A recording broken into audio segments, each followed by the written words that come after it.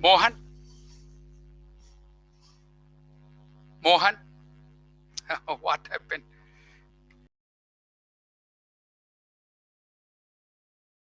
Hello. This is Mohan. हाँ, Okay, all right. Okay. People are not joining, it seems. It is joining. Already 71 has joined already. Okay. Yeah, so we'll request, sir, Dr. Neeraj that your students should start quickly. Okay, sir. I've already told them they're just starting in a minute. Starting. Fayaz, good morning. Good morning, sir.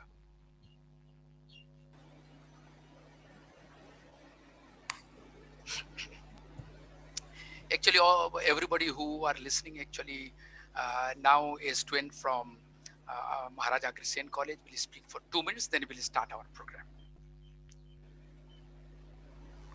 Is Umar joined? No. Sir, I don't know, but yeah. Good morning, sir. I'm there, sir. Oh, good morning. Good morning, madam. Now you speak. Good morning. Good morning, madam. Good morning, madam. Good morning, sir. Good morning. Good morning, and welcome. Thank you. Good morning. Sir. Good morning, Rajiv. Rajiv has not joined. Good morning, sir. Dr. Hussain, sir. This is. Good morning. Sir, probably he will join by 10:15. Ooh, Rajiv. Yes. All right. So we'll start our program, Dr. Neeraj. All right. You wait. Just.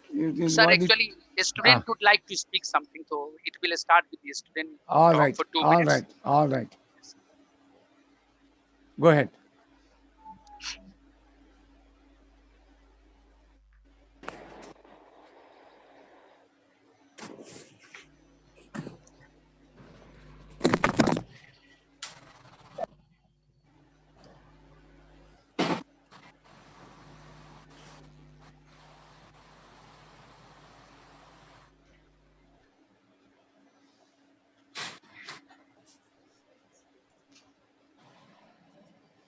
Dr. Neeraj, if everything is all right, we can start with your student. They're just starting, sir. Yeah, there was some network issue, but they have cleared it, and they're just starting, sir.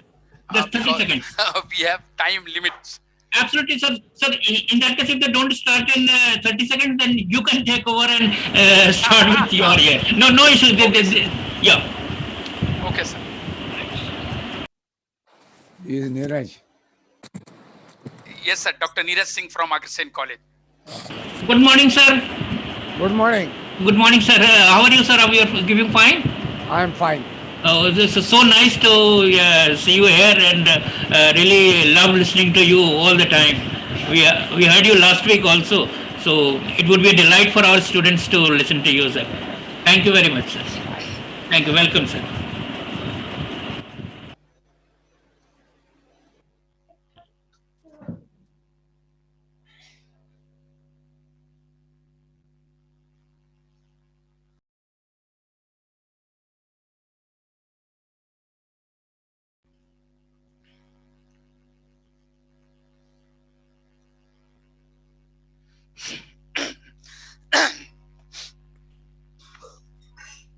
Dr. Fayaz, you can begin with the program. I think there is some network issue. There is some network issue in the college, and okay. So you can start the program. Can we start?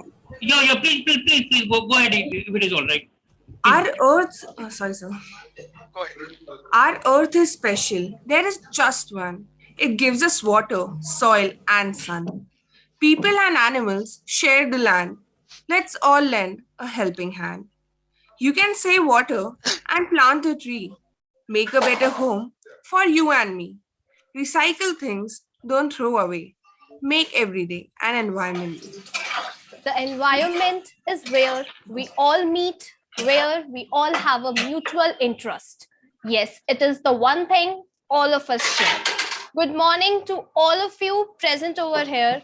I, Yukta Bhutani, along with my co-host on behalf of Lakshya Society of Maharaja Agrisane College and Yamuna Biodiversity Park, feel privileged to welcome you all to the celebration of World Environment Day 2021.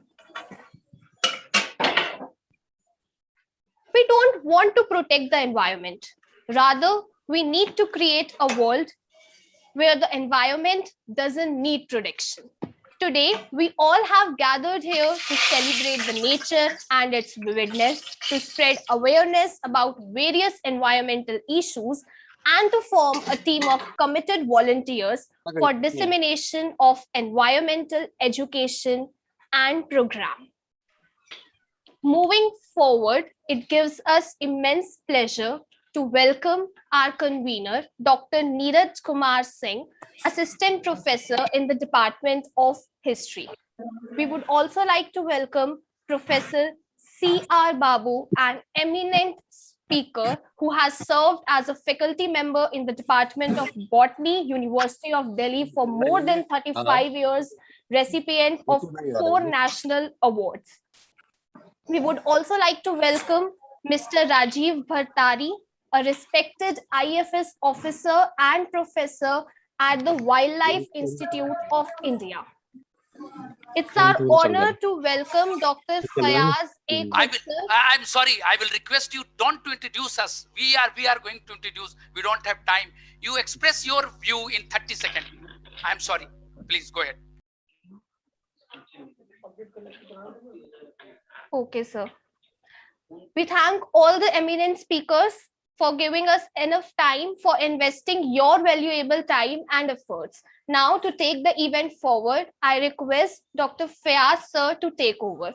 Over to you, sir. Thank you so much. We'll start our program, and by the time all our dignitaries will join us. Good morning, distinguished speakers, learned teachers and officers, my dear colleagues and students. On behalf of Biodiversity Parks and my own behalf, I welcome you all to today's webinar organized by DDA Biodiversity Parks in collaboration with Maharaja Agrishen College, Delhi University. My special thanks to Dr. Neeraj Singh of Maharaja Agrishen College.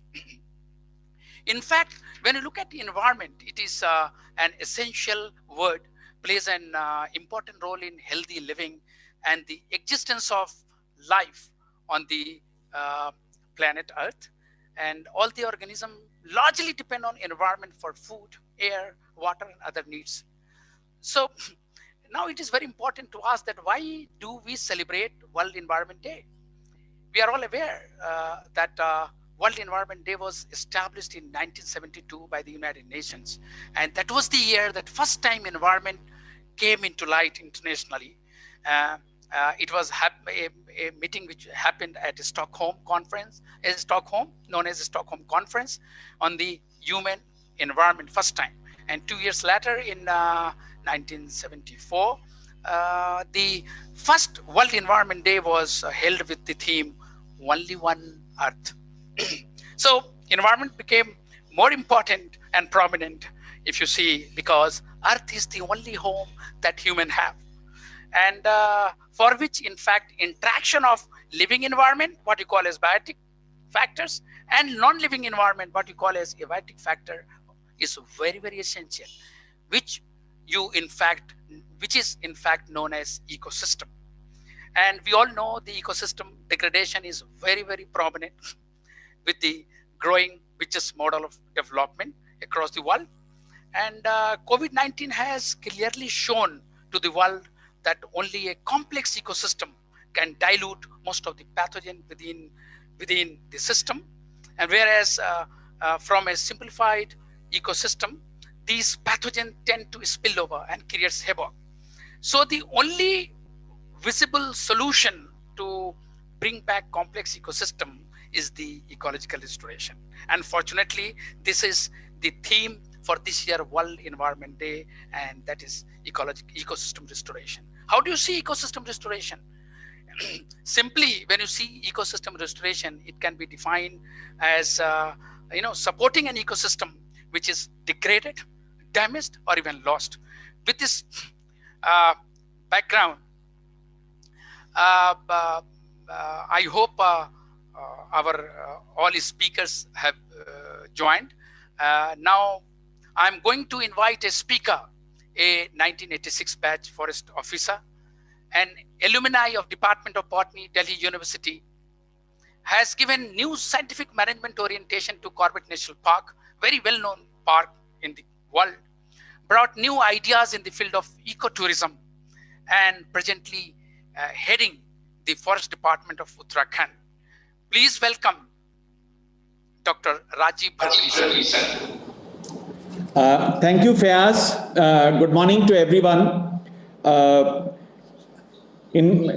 Before I begin, I would like to pay my respects to late Shri Sundarlal Bahugana ji from Uttarakhand, who was one of the key leaders of the Chipko movement.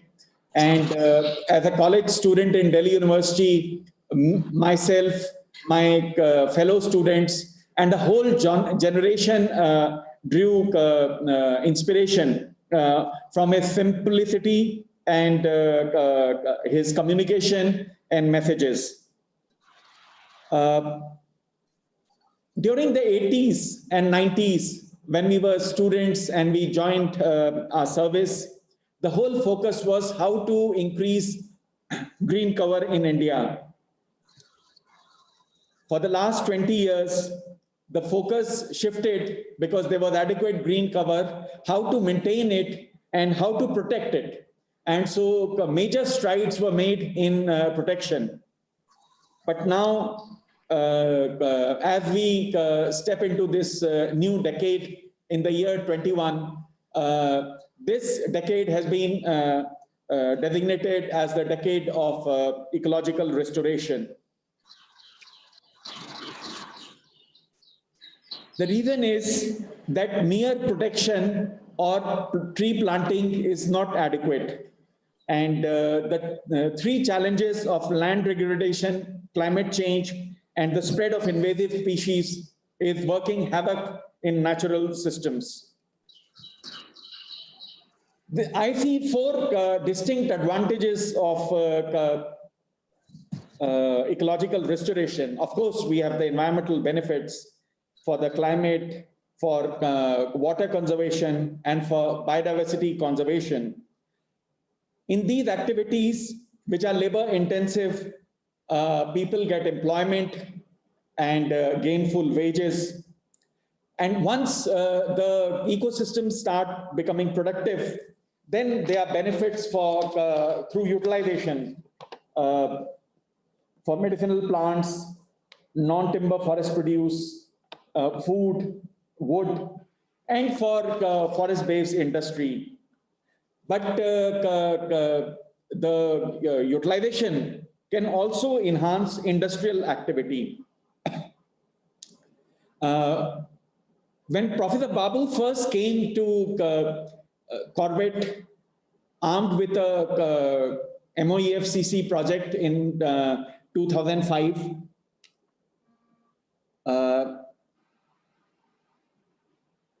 and he said that he will develop a technique for removing lantana because I had been his students. I respected, provided all support. But I thought that this is an impossible task and nobody can do anything about it. Professor Babu worked for 1 year on a 2-hectare plot. But next year in 2006, when we saw the results and he explained to me what is happening, I was very, very impressed and delighted. And I thought to tie the technique, the cut root stock method, on a larger scale. And we took a 60-hectare plot, and the species selection and planting was supervised by Professor Babu. It was an amazing success.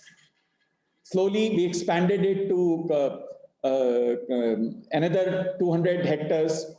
And within 3 years, this technique was applied under Professor Babu's supervision over 10 square kilometers in Corbett. Today, when I look back at the work that we have done in the last 15 years, it gives immense satisfaction because in the area in Lalthang, there are water bodies, there is grassland restoration, there's amazing presence of both wild elephants and tigers. And this is This forms the basis for the Dhela and the Jharna tourism zones in Corbett, supporting livelihoods and industry. I think I would like to say, and I thank the organizers for having given me this opportunity. And I think the challenges for the future are how to involve communities in this task, how to mainstream it from isolated sites to larger area, to everywhere. And biodiversity management committees provide a ray of hope because they are there in every village, in every Gram Sabha, and both in rural and urban area. And also because they are legally mandated, they have legal powers. And in Uttarakhand this year, we will be working on how to expand on our work of river rejuvenation. We are working in over a dozen rivers, alpine area, Bugyal conservation, and we are experimenting with new techniques of assisted natural regeneration, including the Miyawaki technique, and of course, making lantana removal and grassland development a larger activity in other areas.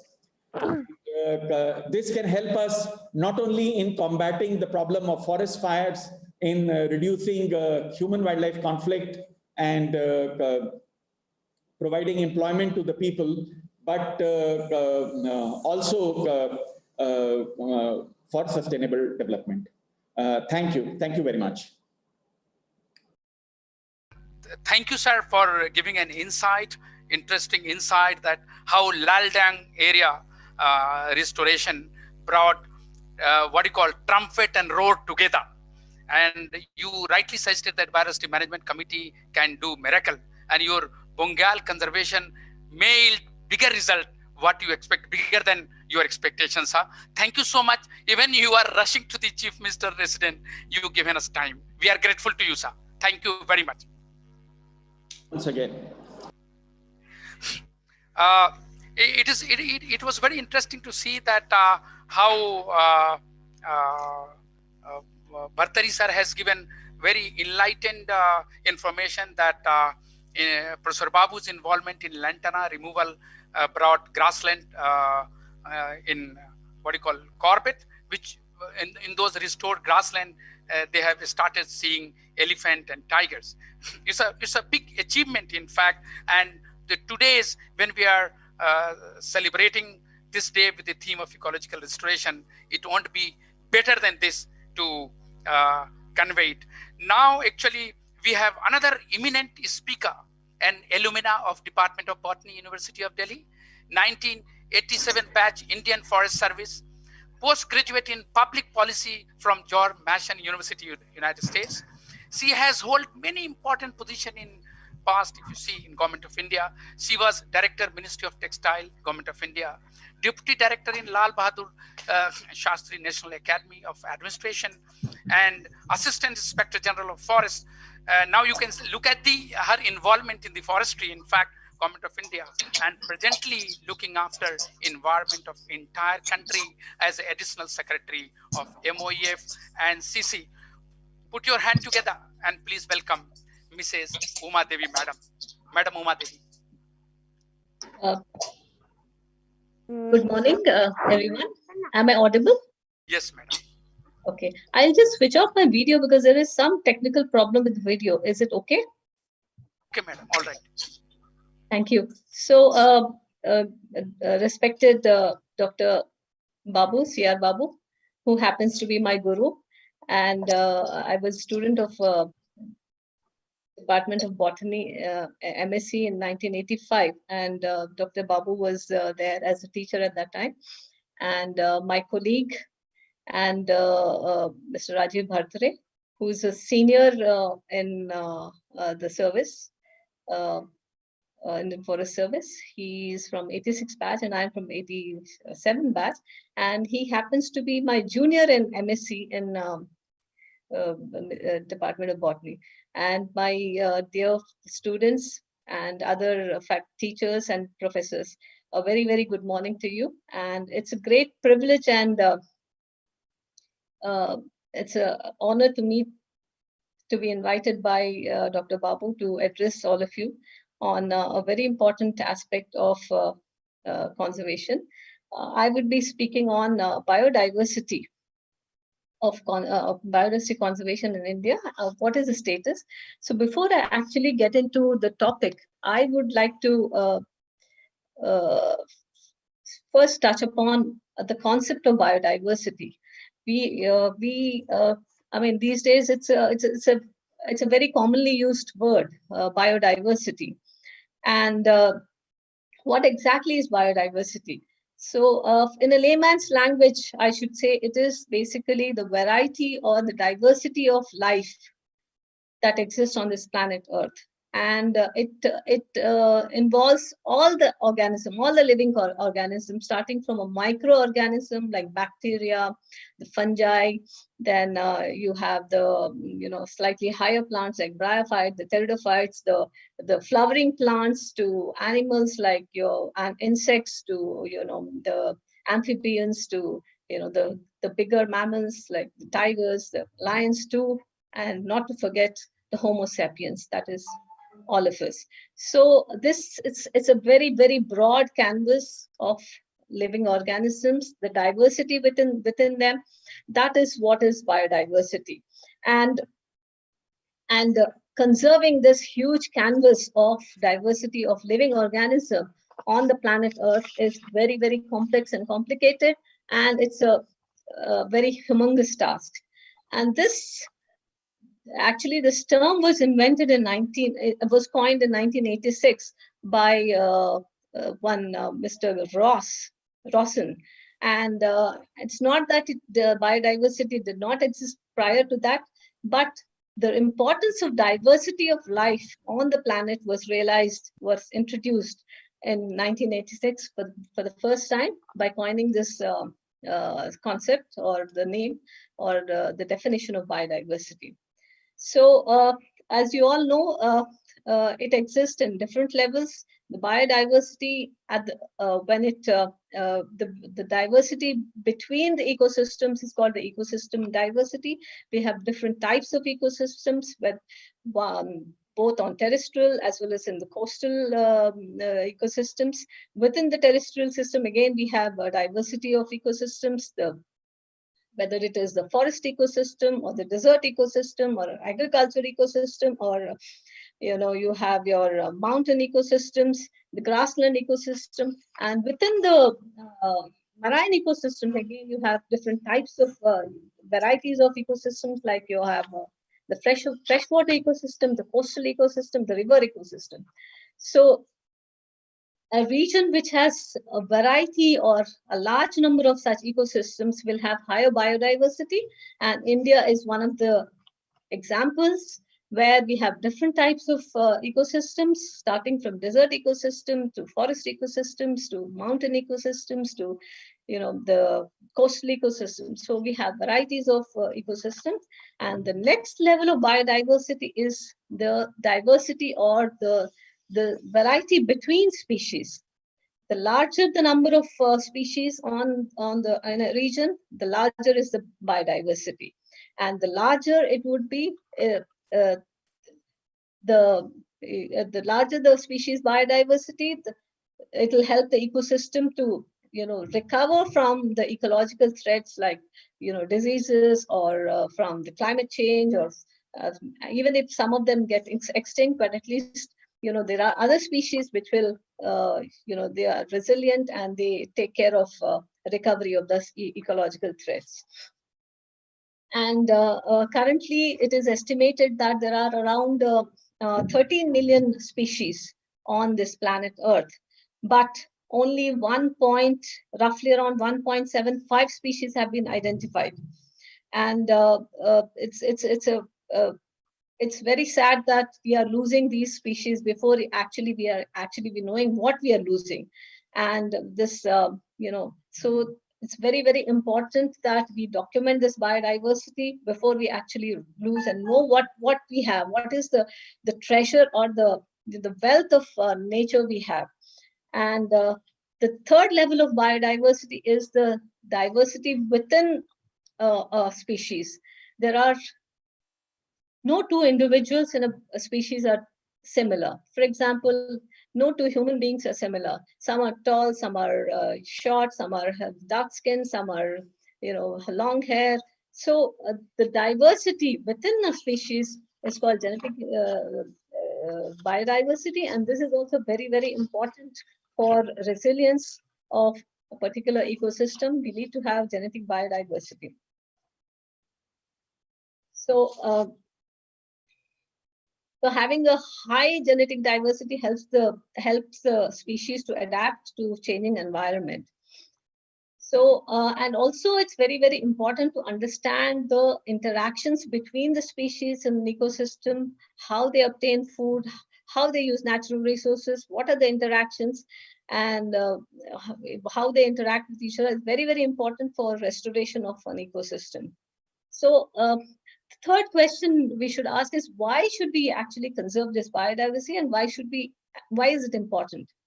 So as we all know that we are all dependent, the humanity is dependent on this biodiversity or the ecosystems for varieties of resources, natural resources. Like we are dependent on these natural resources for food, medicine, as already mentioned by Mr. Rajiv Bhartare.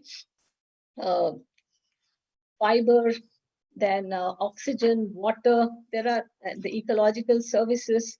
So therefore we need to conserve this ecosystems, the biodiversity.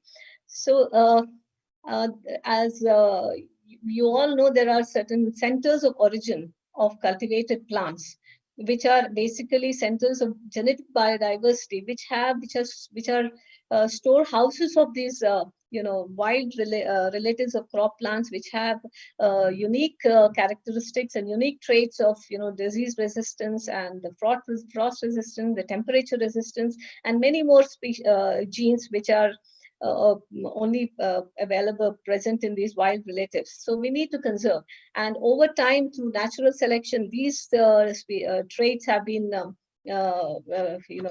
passed on through generations to the existing species, through plant breeding, but through human intervention, as well as through natural selection. So we need to conserve these centers of origin.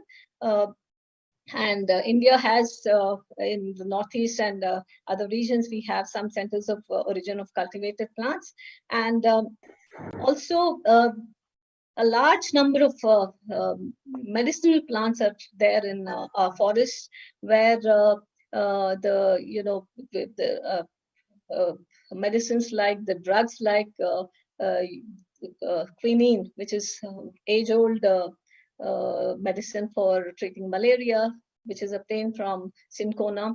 And then we have a drug called rizopine, which is used for treating blood pressure, and which is again obtained from Rauwolfia serpentina, atropine, then belladonna.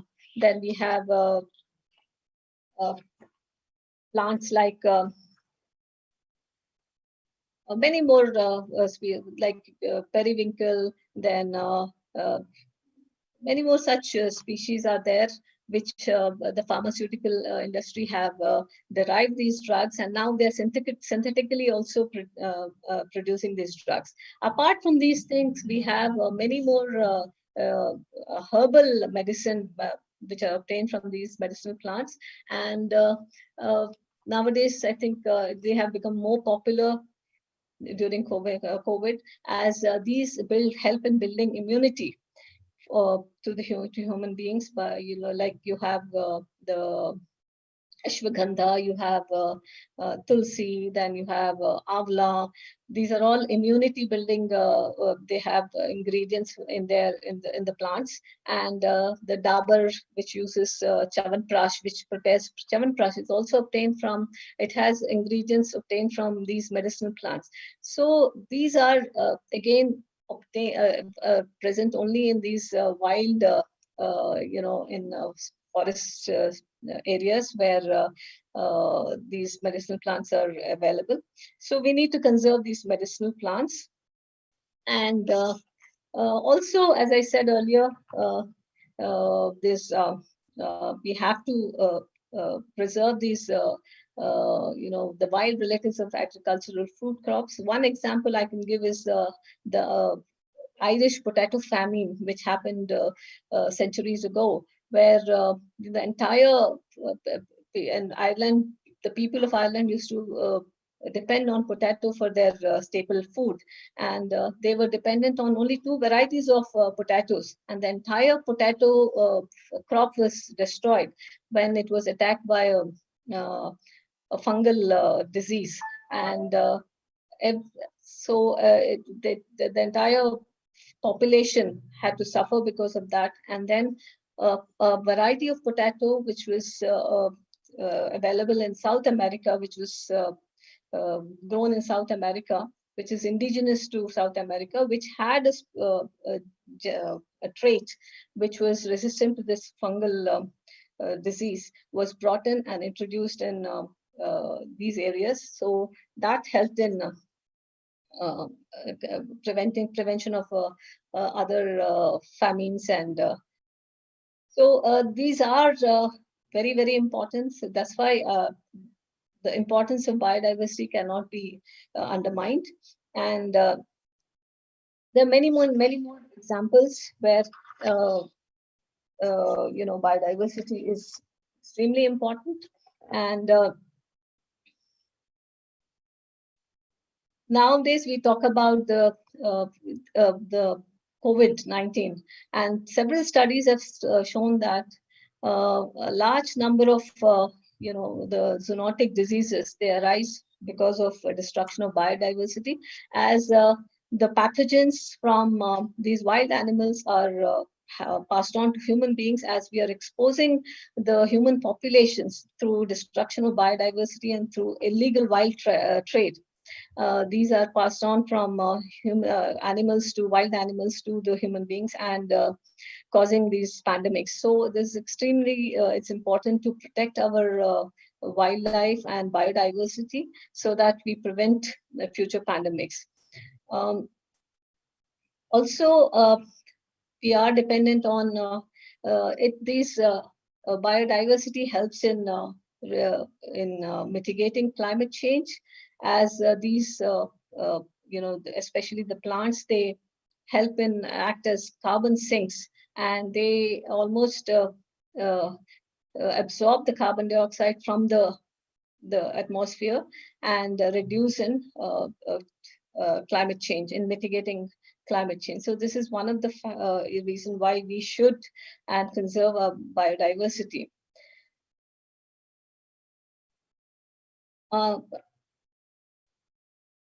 And then there are various ecosystem services which are provided by the plants, as well as mostly the plants, like you have the pollination. There are many ways of pollination, but one way of pollination is through insects. And if we do not have diversity or these insects, and if the entire chain of insects are destroyed, we will not be able to actually do the traditional tree breeding, which will be adversely affected if we don't protect our biodiversity. Another ecological services which provided by these by protecting biodiversity is water conservation, water regulation, and by maintaining balance in nature by controlling water and wind erosion, nutrient cycles, soil formation. So all these are part of the interactions between various living organisms which occur in nature, and the variety of both animals and plants. So, and of course, last but not the least, biodiversity gives us a lot of, it has a lot of aesthetic value. Therefore, from ecotourism and from recreational point of view also, it gives us a lot of positive value. So why is that these things are happening? With the over-exploitation of through unsustainable consumption and lifestyle patterns by us has led to fragmentation of habitats of both flora and fauna, leading to deforestation and then illegal wildlife trade, leading to land degradation, climate change, and therefore leading to finally extinction of species. And also our developmental needs are outnumbering the needs of the conservation. So we need to strike a balance between both development as well as environment.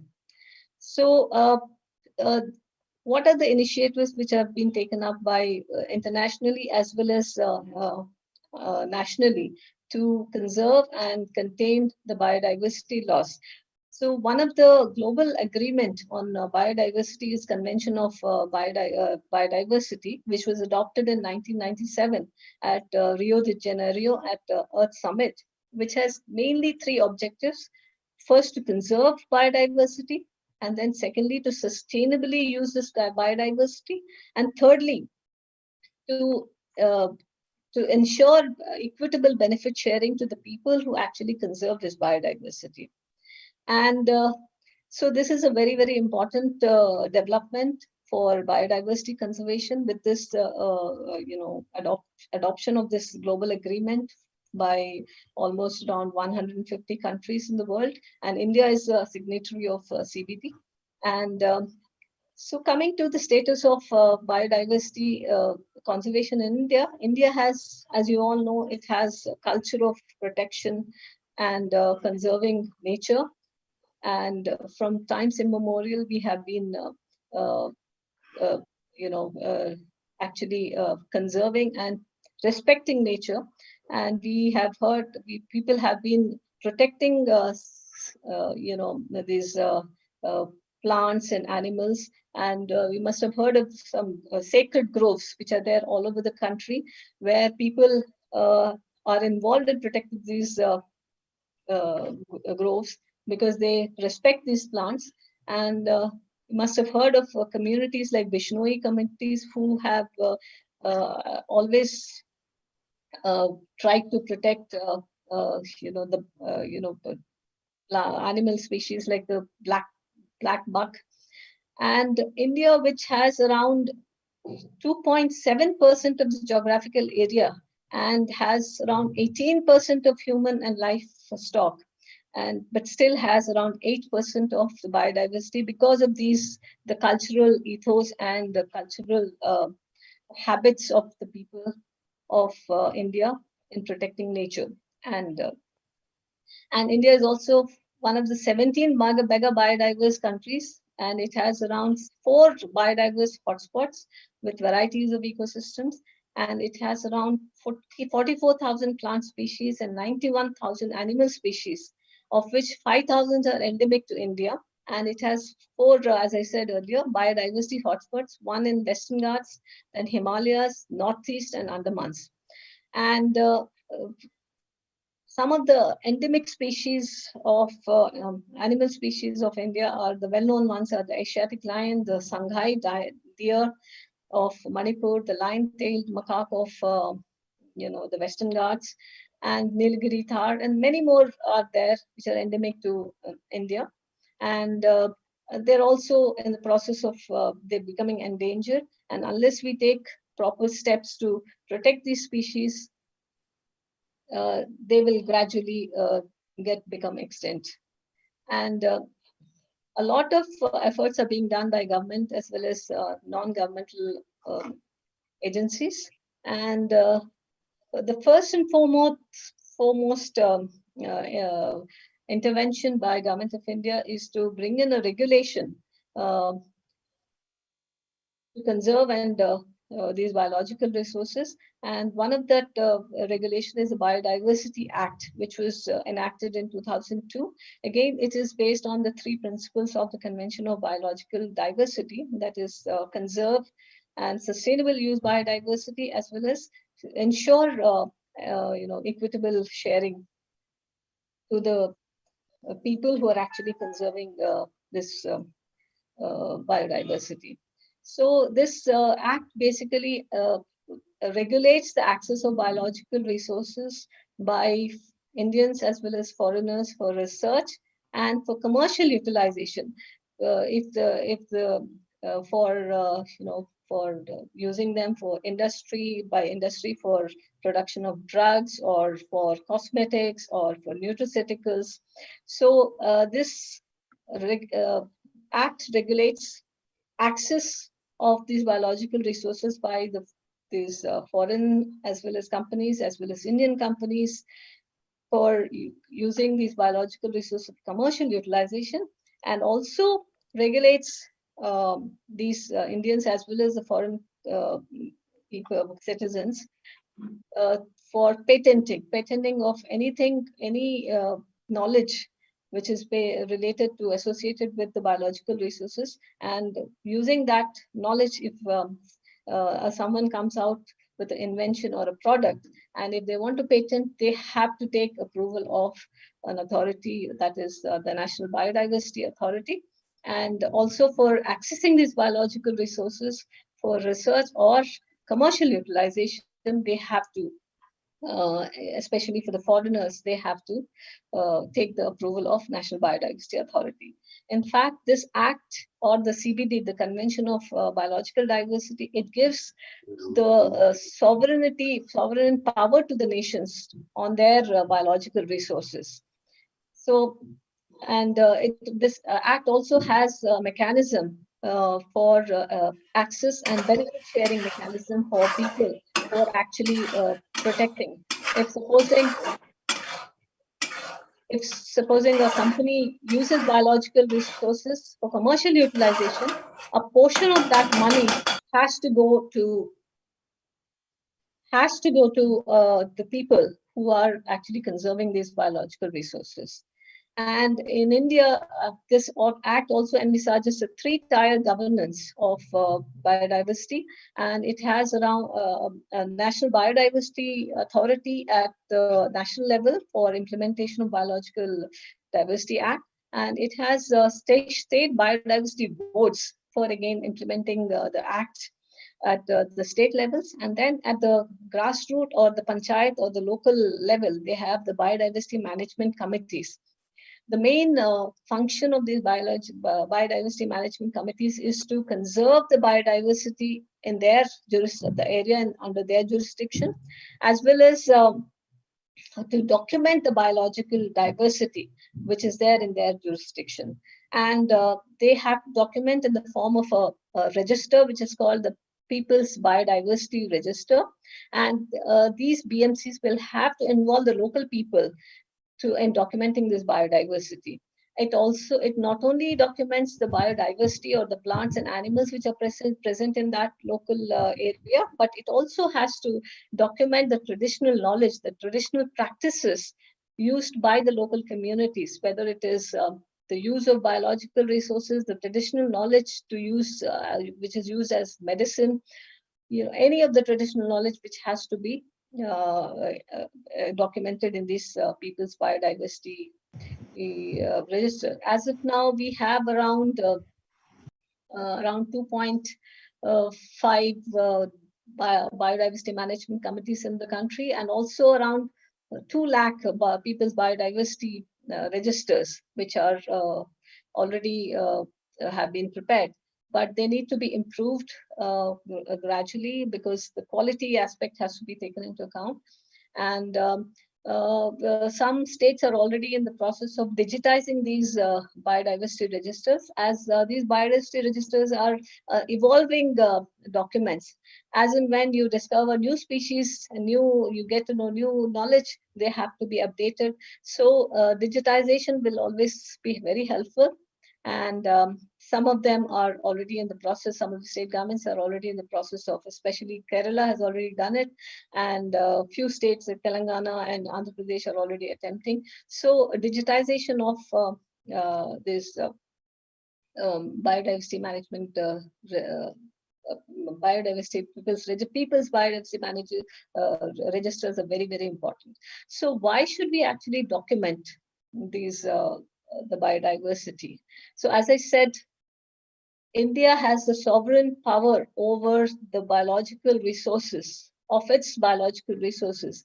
Anyone who is, you know, stealing this biological resource or the knowledge related to biological resource from our country and taking it outside the country and then patenting and using it for their own in their own industry. So to stop this biopiracy, we need to document. Unless we document, these cannot be stopped. So and as of now, the Act says the approval, any person who will use this information or the traditional knowledge or the biological resource, they have to take the approval of the National Biodiversity Authority. So you must have heard of these cases of haldi and basmati and neem, where the knowledge related to the traditional knowledge related to these, the neem and haldi was used by a company in United States, and they patented this knowledge, and this had to be revoked. And so at that point of time, we didn't have this, the documentation. It was very difficult. So we need to document what is this, what is that we have, what is the strength, what is the wealth of the biological resources we have. And the Ministry of Ayush is already in the process of documenting this in the form of, they have a portal which is called TKDL, the Traditional Knowledge Digital Library, where they have documented the uses of the medicinal plants and the part of the plant which is used for medicinal purposes. All that has been documented, and you can go to their site and type TKDL. You will get all the information. And also we have our ancient books of Ayurveda, wherein a large number of Ayurvedic plants have been again documented. So there is so much of traditional knowledge apart from this with the traditional the communities. So that also needs to be documented, and when people use this traditional knowledge, they have to get the benefit, because they have been conserving this traditional knowledge as well as biological. So the benefits will have to be shared with the people who are actually conserving these traditional knowledge as well as biological resources. So involvement of people is one of the strategies. Like you have the joint forest management committees, the eco-development committees, and of course now we have these biodiversity management committees for conserving biodiversity. And there are various programs of Government of India, like you have the Green India Mission, and then a large number of NGOs and international organizations like the World Bank and WWF, UNDP. They are working in various parts of the country in the form of small projects. So, and recently, ministry is in the process of coming out in finalizing a mission called the Biodiversity Mission on Human Well-being. And one of the component of this biodiversity mission is to documentation, and then digitization of these people's biodiversity registers. And also coming out with an approach called One Health approach, which is a coordinated approach of various ministry departments which are involved in controlling the pandemics like COVID-19. So one of the important department is Wildlife Department, because most of the the disease pathogens which are transmitted from the wildlife to the human beings. They need to be again involved. The wildlife department has to be involved. The public health department has to be involved. Environment ministry has to be involved. Then a coordinated approach needs to be integrated approach involving all these department has to be taken into account, and we need to be proactive rather than reactive. So surveillance networks have to be put in place, and India is again one of the component of our mission is to have there's this One Health approach. And of course, there are efforts like by individuals and organizations like Dr. Babu, who are working day in and day out in ecosystem restorations. And the famous examples are, you all know, the Yamuna and Aravalli biodiversity parks, wherein the entire ecosystem has been transformed, which was few years back, it was such a degraded area, and that entire landscape has been now converted into, it has been restored back by the efforts of our late Dr. Babu, and many others are also working on, like Mr. Rajiv Bhartare has also already mentioned. And the international conventions like the UNCCD, the Convention on Biological Diversity, as well as the UN Framework on Convention on Climate Change, also has mobilized people, all the nations to work towards biodiversity as well as mitigation of climate change, and also on the restoration of degraded land. The UNCCD last year in 2019, the Conference of Parties of UNCCD was held in New Delhi, and our Prime Minister has committed to restore around 26 million hectares of degraded land by 2030. And the satellite data has already identified around 96 million hectares of degraded land in our country. And we have this huge commitment that, and this will not only help in degradation and restoration of the regeneration and restoration of the degraded land, but also will help in the commitment of our country in nationally determined contributions, which was committed in the Paris Agreement of UNFCCC, and to create around 2.5 to 3 billion tons of carbon-6 and carbon equivalent by 2030. And so these interventions and these commitments will definitely help in restoration as well as in mitigating the biodiversity loss, as well as climate change, as well as land degradation. So friends, this is a small introduction or small speech talk on what is the status of biodiversity conservation in India. But before I leave, I just want two questions. I would leave the audience with two questions. Like, how do we actually strike a balance between conservation and development, especially in a country which is growing, a growing economy like India, and where development is equally important as conservation? And how do we actually reduce our consumption and lifestyle patterns?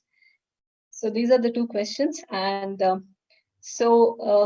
thank you all. And let me just say that we are all very small human beings in front of nature, and nothing is above nature. And this COVID-19 has, given us, has actually taught us a lesson that now no one is above nature. And if we protect nature, nature protects us. Thank you very much. Thank you all. Thank you, madam. I never knew you are an amazing teacher, madam.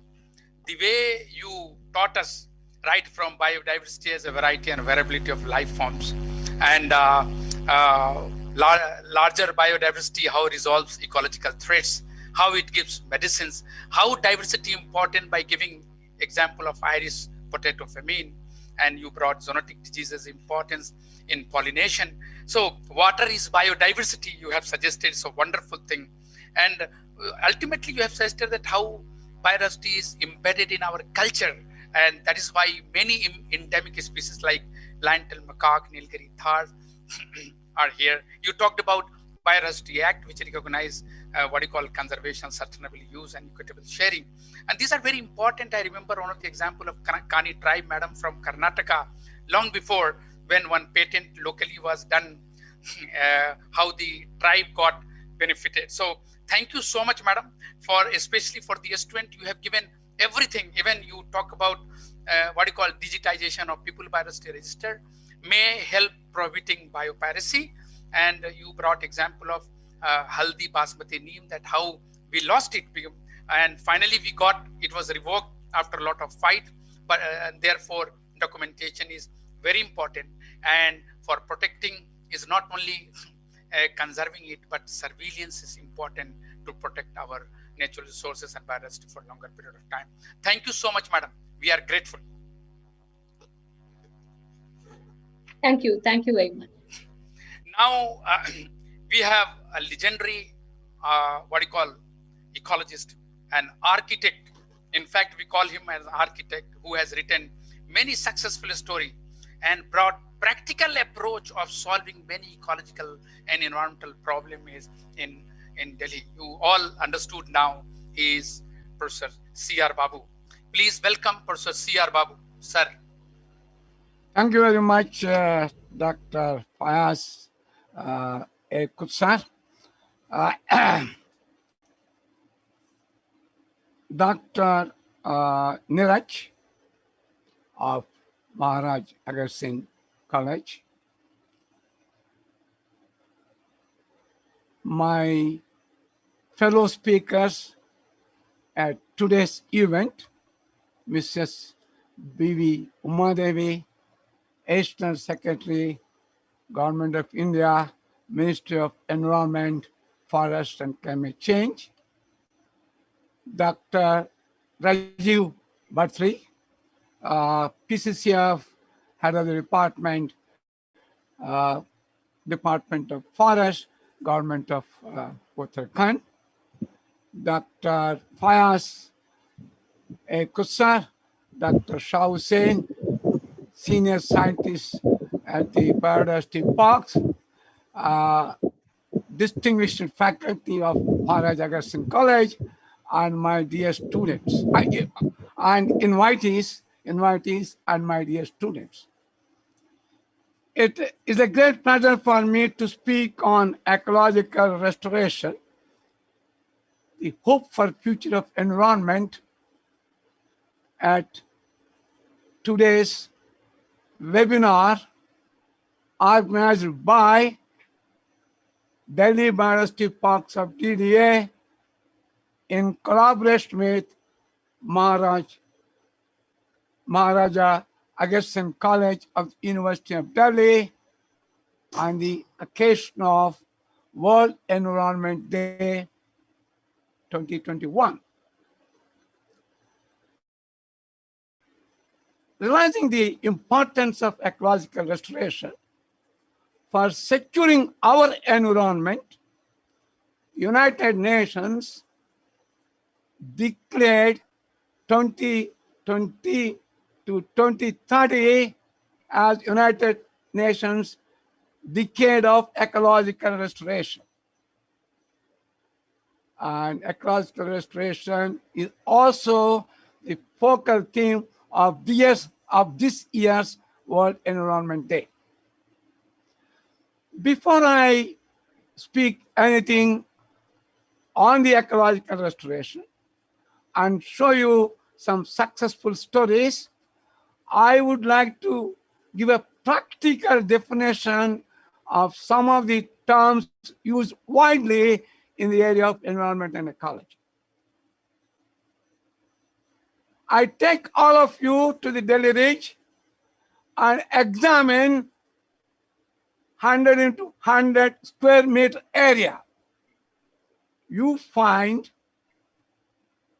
the air, the thin layer of soil, and the rock or both, which constitute solid earth. Water in the form of soil moisture are bound to the rock, and living organisms like plants, insects, and microbes, particularly the lower group of plants. All these four components constitute the environment of that area. In other words, the environment is nothing but the surroundings of an object, whether it is a living or non-living. These four components are also known as environmental resources or natural resources. These four components interact within and among them, forming a self-sustaining, dynamic, functional, complex natural system known as ecosystem. What I want to say is, if you don't understand ecosystem, you do not follow what I say in the rest of my lecture. The 100 into 100 square meter area with four environmental components, together with their interactions, constitute an ecosystem. The interactions among the components result in a large number of ecological processes or ecosystem processes, like biochemical weathering of rocks. You may ask me, what do you mean by biochemical weathering of rocks? Which is an ecological process resulting from an interaction among the components of the ecosystem. Biochemical weathering refers to breaking rocks into smaller fragments to small particles, leading to the formation of soil and release of nutrients. Both these are important life-supporting services. Now, these two, the soil formation and nutrient release, are the products or the outcome of the ecological process that is biochemical weathering. Now, degradation or depletion in any one of the environmental components or disruption in the interactions lead to what you call loss or reduction in the ecological services, or lead to degradation or death of the ecosystem. For example, I remove the plants, no biochemical weathering takes place, no soil formation takes place, no release of nutrients, so no life in the 100 to 100 square meter area. And that is the complete degradation of the ecosystem or a death of the ecosystem. All right. The ecosystems provide a wide range of ecological services, which are broadly grouped under four categories. The provisioning services that include the food that we take, the water we drink, the shelter where we live in, the clothes that we wear, the fuel that we use for cooking, and the drugs that we use for our health care. All are derived from the ecosystems. The first category of ecosystem services is known as provisioning services, which I've already explained to you. The second category includes nutrient cycling, soil formation, and primary productivity.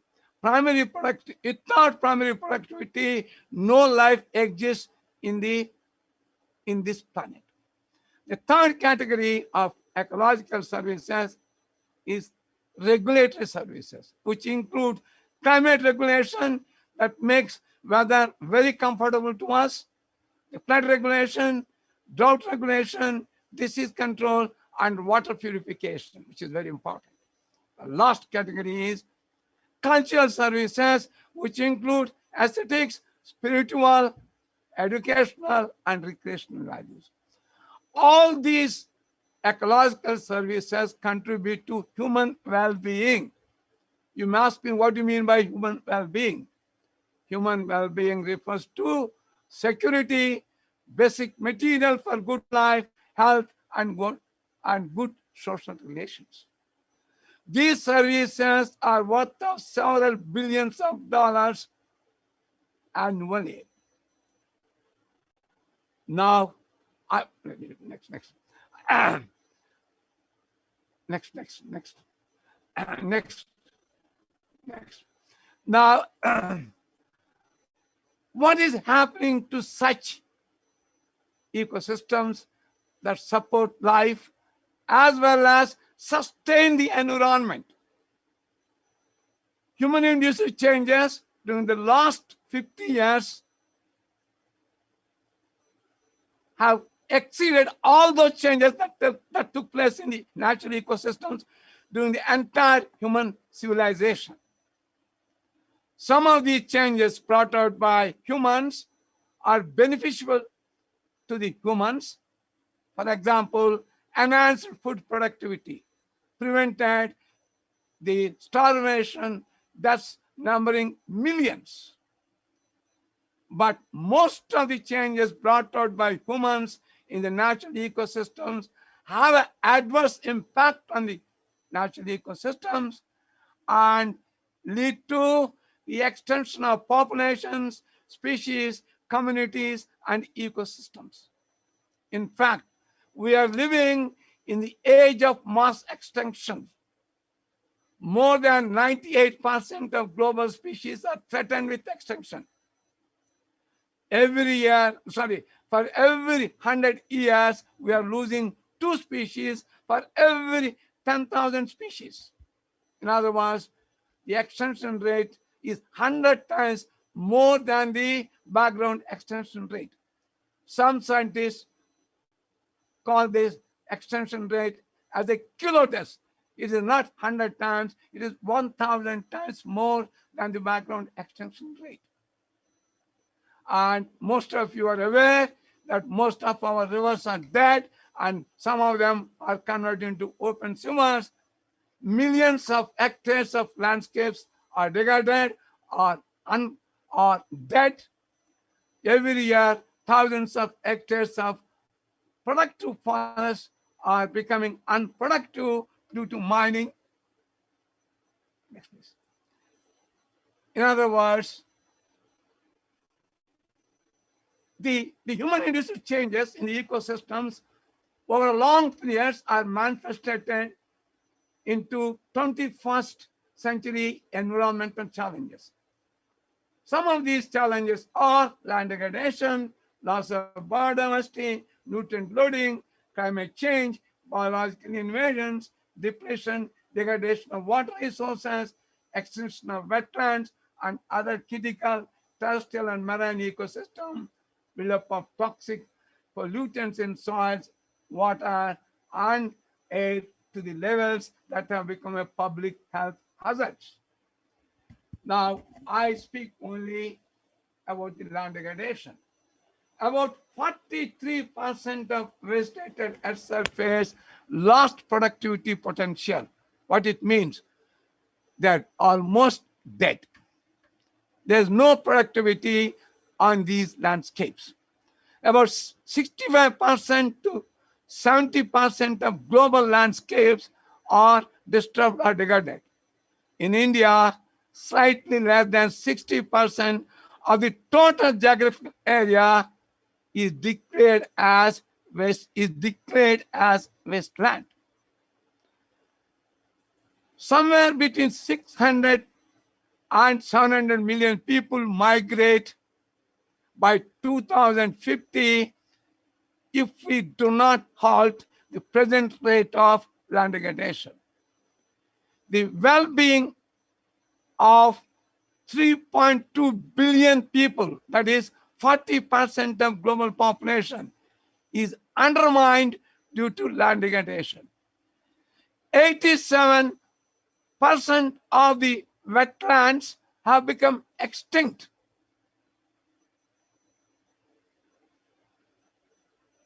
Land degradation is also threatening food security and access to clean air and clean water for most of the world's citizens.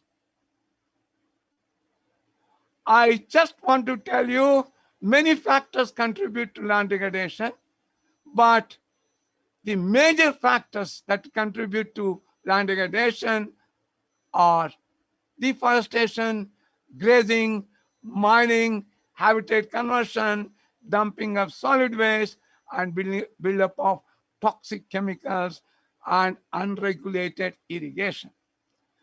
Now, this statement is mine. It may happen, it may not happen, but I predict land degradation, deforestation, loss of biodiversity, biological invasions, loss of ecological integrity of natural ecosystem, and climate change induced extreme events may wipe out, may result in ecological catastrophes that may wipe out biosphere, including humans, from the planet Earth. In other words, our planet Earth may become like other planets in the universe. You may ask me, what is an ecological integrity? The interactions among the four components of ecosystems contribute to the ecological integrity. In other words, ecological continuity is derived, is depending upon the interaction among the four components of the ecosystem.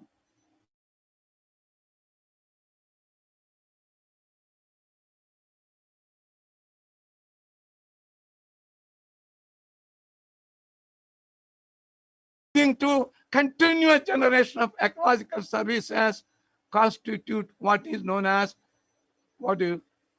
ecological sustainability.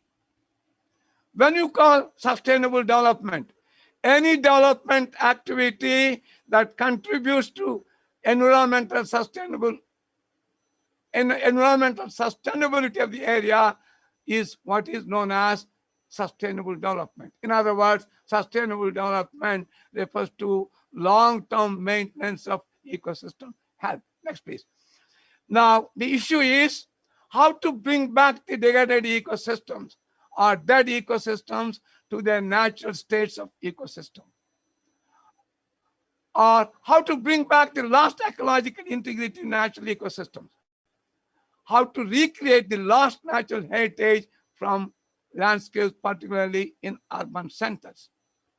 The answer is ecological, next please. The answer is ecological restoration of degraded landscapes or ecosystems to their natural states of ecosystem. Ecological restoration is a young scientific discipline, and it is the only hope for the future of environment.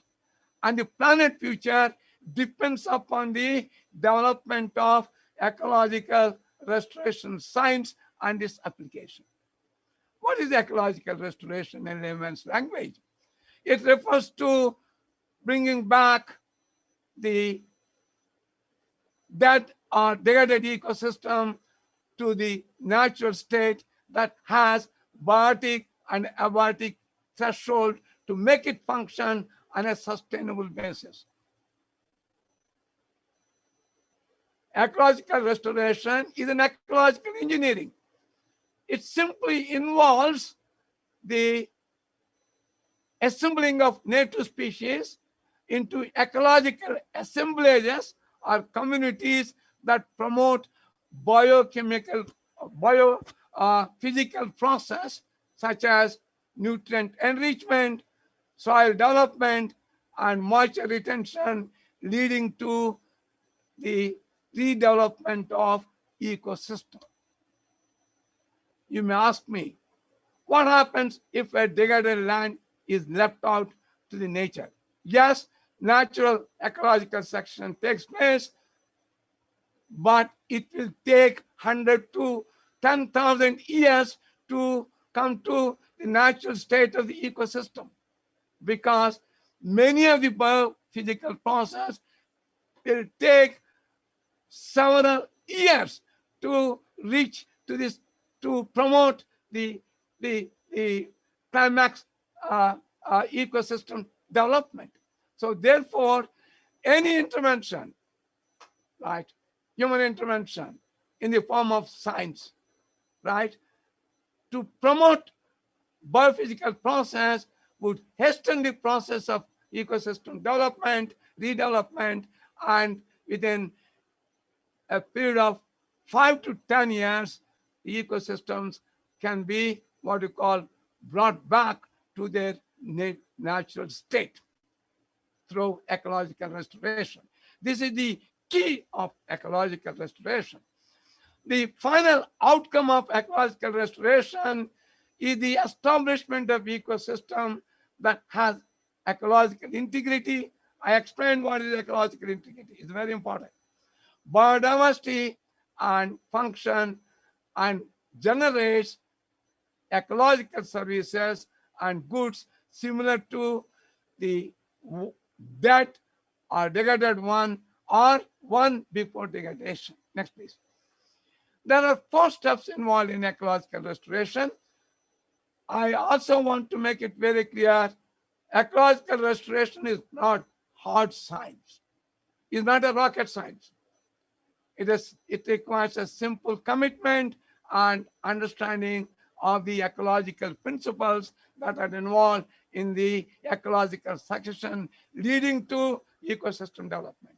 There are 4 steps involved in ecological restoration: selection of appropriate to plant species and associated microbes and soil invertebrates, development of appropriate to inoculation technology for saplings of plants to be planted, monitoring of habitat responses, evaluation of ecosystem function, and ecological services. I will not explain these steps. It will take a very large amount of time. What are the biological inputs that are used in ecological restoration? Grasses, legumes, woody plants, soil microbes, soil invertebrates, pollinators, and dispersed agents. Using these biological inputs, the scientists at CMD have been successfully restoring several dead ecosystems of mined out areas to their natural state, and also recreating lost natural heritage in urban landscapes. Here, I illustrate only 2 or 3 success stories due to paucity of time available for this webinar, right? Now, straight away I go, we have successfully restored 250 acres of dolomite mined out area, which is completely barren, into a luxuriant 5-storied tropical rainforest ecosystem within 12 years. You can see here the backside of the barren area is a natural hillock with a natural forest ecosystem, and such ecosystem is what you call completely degraded due to extraction of dolomite and made a barren flat area which is about 250 acres. And beneath that, there's a deep mine water body which is unproductive. Now, both the water body as well as the barren area we have restored back to their natural state. Now, after 12 years, you can see the same site with the luxuriant tropical rainforest ecosystem, which is stratified into 4 stories. The top story reached to height about 100 feet. The second story has attained the height of 60 feet. The third story reached to height of about 40 feet, and fourth story 20 feet. And the ground, the first floor is mostly composed of some herbaceous plants, including grasses. Now, this is the tree in the top story, which reached to 100 feet height within 12 years, is Albizia procera, right? And in this restored ecosystem, we also use many host plants of Tassa silkworm, lac insect, and also many forestry species that produce flowers having a nectaries for practicing apiculture. In other words, we have what you call ensured that the restored sites provide sustainable livelihoods to the local communities. What do you mean by that? The local communities rear Tassa silkworm on the host plants planted in the restored site and earn their livelihoods. For example, this is, go back. This is the host tree for Tassa silkworm. You can see these cocoons. Each cocoon cost is 5 rupees. And this year, the local communities have what you call earned 5 lakhs by harvesting the cocoons from the plants that are now grown in the what you call restored ecosystem. You can see the self-help groups are sorting out the cocoons for selling in the market. The local communities also harvest edible mushrooms from the first floor during the monsoon season and their livelihoods. Next, please. Now, we restore the water body by adding phytoplankton and zooplankton and other aquatic plants. And we introduce 1 million fingerlings. Each fingerling is developed into an adult fish weighing about 15 to 20 kg. Now, many of the local people have what you call resorted to fishing as an alternate to livelihood for them. In other words, this Ponnapani model of ecological restoration is a typical example for sustainable development. What it means. For development purpose, we have extracted the georesource, and in this process, we degraded the ecosystem. Now, using ecological restoration, we brought the ecosystem back to its original state, which is providing now sustainable livelihoods to the local community. Based upon our successful restoration studies, the Coal India Limited approached us to restore their overburden dams and mined out areas. We have successfully restored overburden dams of 2 coal fields. One is Bharat Coking Coal Field Limited, Dhanbad. The other one is Central Coalfield Limited, Ranchi. You can see within 3 years, the same site, go back, the same barren OBD is restored back into a tropical deciduous forest with a large number of grasses and other tree species. Now you can see the overburden dump. Next. There's no soil. It's full of rocks, and these rocks were taken out at a depth of 300 meters in the soil, and it has toxic chemicals. But within 3 years, using ecological restoration principle, ecological restoration, we have successfully developed this into a tropical dry deciduous forest. Next, please. Now, this is a overburden dump at Central Coalfield Limited near Ranchi, and you can see that this overburden dump is also restored back to its native forest ecosystem, that is the tropical deciduous forest, within 3 years. You don't need to wait for 100 years to get a fully functional ecosystem that generates ecological services. Next, please. Now, you can see the same site, which is mined out in the coal field of Central Coalfield Limited at Ranchi. A luxuriant grassland has been developed. I also want to tell you, we lose coal due to underground coal fires in Jeria coal field every year in terms of millions of tons of coal.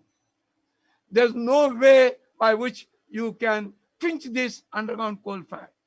We found when we restore the sites very close to the site where there's an underground coal fire, you find the coal fire is pinched. In other words, vegetation of the barren areas close to the areas where there are coal fires, the coal fires can be pinched. They're the first time to demonstrate that the vegetation can, that the vegetated areas in and around the areas where coal is burning inside the what you call mine can be pinched very easily. Next, please.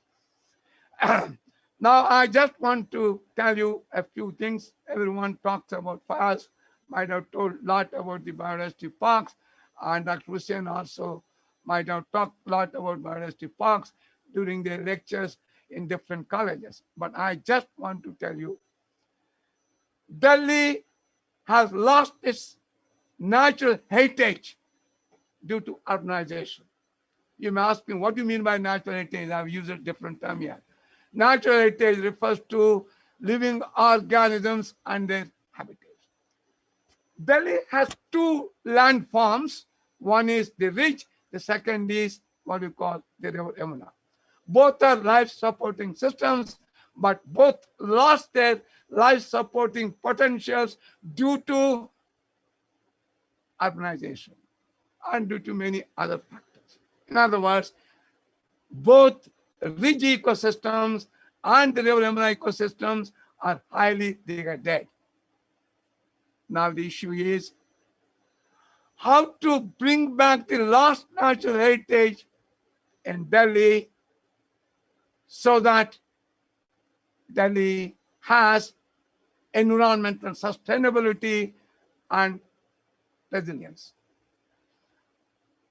To bring back the lost natural heritage on the landscapes of degraded landscapes of Delhi, we evolved for the first time the concept of biodiversity park based on the ecosystem principle, and was implemented for the first time in Delhi in the world by Delhi Development Authority in joint collaboration with the CMD, Center for Environmental Management of Degraded Ecosystem, University of Delhi. You may ask me, what is biodiversity park? I just tell you, that's all. Biodiversity parks are unique landscape of wilderness where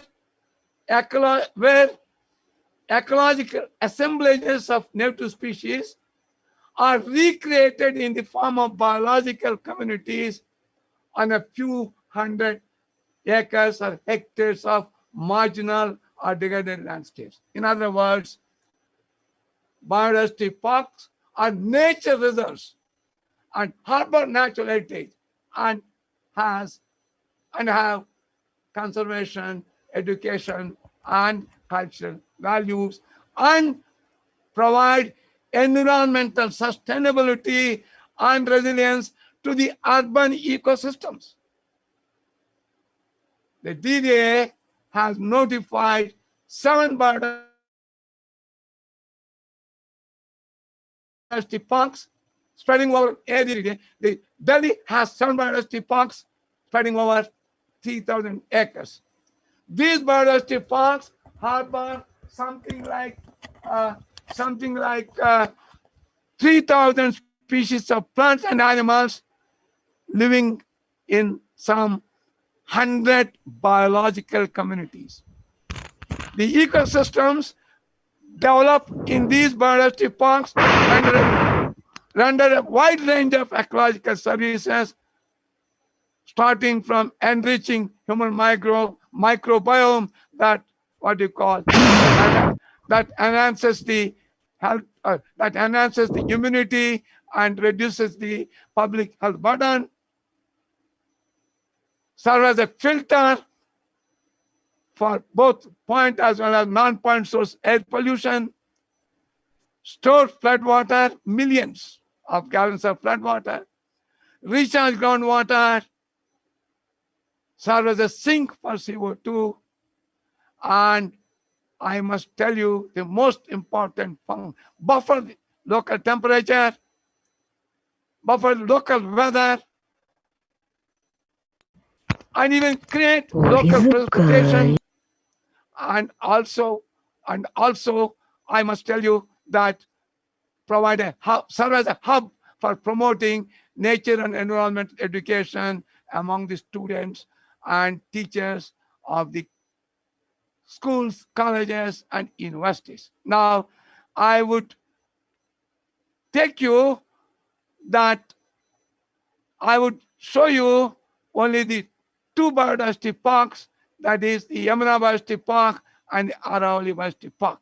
Now, this is a visitor area of the Yamuna Biodiversity Park.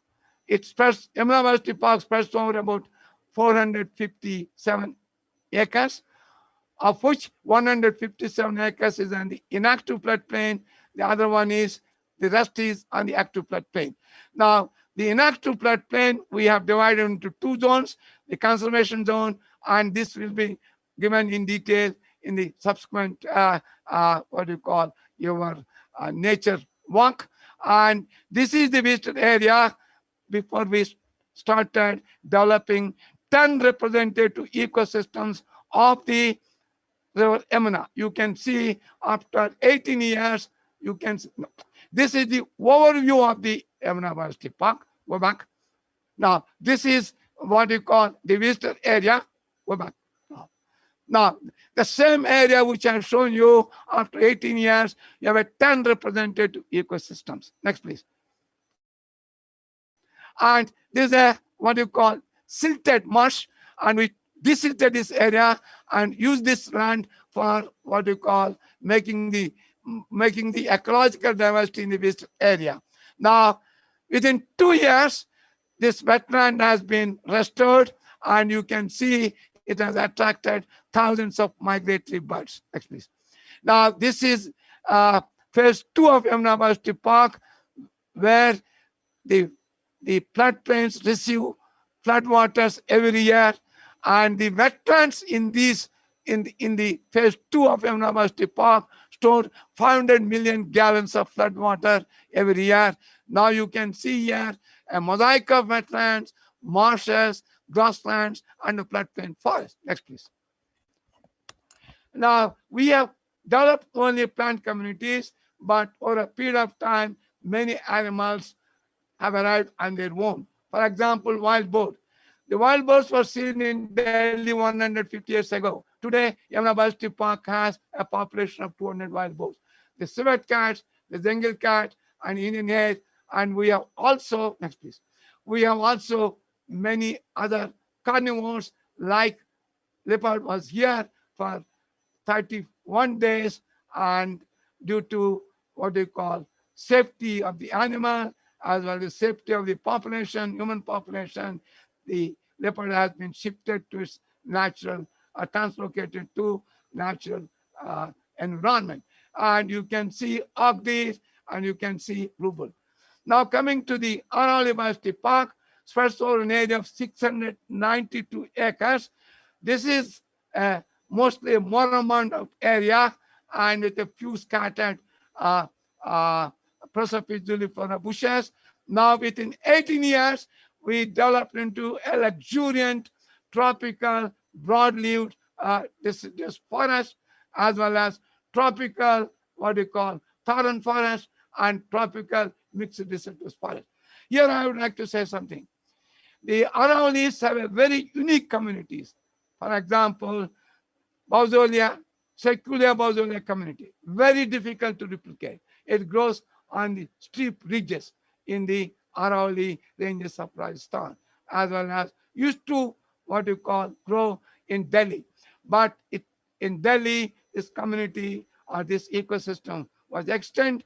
We brought back in the Aravalli, you can see luxuriant growth of Circulia Bausolia community. Next, please. And these birds were seen in Delhi about 50 to 100 years ago, but now these birds made Aravalli Biodiversity Park as their home. And these are some of the animals. Next, please. These are some of the mammals that are found in the Aravalli Biodiversity Park. Next, please. Now, hold on. I just want to tell you, as a part of the biodiversity parks development, we also, undertake in situ biological remediation of wastewater, that is particularly the sewage water. We have many wetlands that receive sewage water. Our challenge is how to make this sewage water into clean water and restore these wetlands. We have done this with respect to Nila Haas Lake, which spreads over an area of 8 hectares and used to provide drinking water to South Delhi at one time. But it was dead due to urbanization as well as the discharge of raw sewage. Now, as a part of restoration of the Nila's Lake, our first step was to treat this sewage that enters into Nila's Lake by using constructed wetland system designed by us. Now, this constructed wetland system treats 1 MLD of raw sewage and make it into clean water similar to that of tap water within 24 hours with zero energy. And the initial capital cost of the constructed wetland system is just about 5 to 8 lakhs, and the running cost is just 1 skilled Mali to manage the constructed wetland system, right? Now, if I want to treat this water by STP, the initial cost of STP is 5 crores and the running cost would be 5 lakhs. You can see the difference. Now, this is the raw sewage that is entering. This is raw sewage in the storm drain. It is still in the storm drain. It is still running. Now, it is entering into my second oxidation pond, and then is entering into filtration zone, which contains riverbed pebbles, stones, and so on. You see the riverbed pebbles. And this is my constructed wetland with a 25 aquatic species. And now you can see after passing over the constructed wetland, the water is as good as tap water. And the constructed wetland system reduced the BOD from 80 milligrams per liter to 4 milligrams per liter in 24 hours. And reduced COD from 200 milligrams per liter to 0.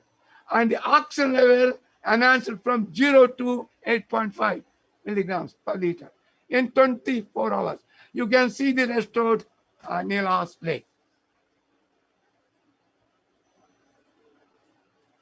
How much time I took that? This is the Nila's restored lake. And thank you very much for patient hearing us. The restoration technologies are simple, cost-effective, do not require aftercare, and generate livelihoods among local communities, particularly women, and contribute to the successful achievement of sustainable development. Long-term financial commitment by the public and private companies and state and central governments for restoration of degraded ecosystem to their original states is the key for the sustainable development. Ecosystem restoration is the only hope for the future of the planet. My advice to the young students and young faculty members is to form up voluntary groups in their own areas or residential areas and try to plant wherever open spaces are available. Wherever there are open vacant spaces along the roadsides, plant some grasses. That would enhance our environmental quality and reduce our public health burden. This is my request and my advice. Thank you very much. Thank you, Professor Babu. You, as usual, always been inspiration for many of us. In fact, the way you brought some terms like kilo death, which is 1,000 times extinction, you talked about, and you brought beautifully that how human interest changes in ecosystem over a long period are manifested in 21st century. It is not today's, burden which we are seeing, but it took a lot of time. You talked about a very alarming situation you have given, that how 43% land lost productivity potential and 65% degraded worldwide. And you have suggested something which is an eye-opener, that how 40% of global population are undermined due to land degradation. These are very, very serious matter need to be seen. And sir, you have shown some of the very successful story under your leadership which has been done, which you brought from Dolomite mined out area in Purnapani, which is restored back in functional ecosystem, which has started providing sustainable livelihood to the people, which is very, very clear. Not only that, sir, one example was very, very interesting to see, that how coal fire can be quenched by what you call biodiversity itself. So therefore, these models itself is very inspiring, and I hope in future many people will learn. And the last but not the least, the way you suggested that how Biodiversity Park model brought in situ biological remediation of sewage water treatment, that is very important to see that how STPs are failing across the world, and even though we spend a lot of money, we don't receive any what you call result. But these constructed wetland system can be effectively utilized in all the river system. Thank you so much for sir for teaching us. Thank you very much. Now this session is open for discussion for 10 minutes. Any question can be raised.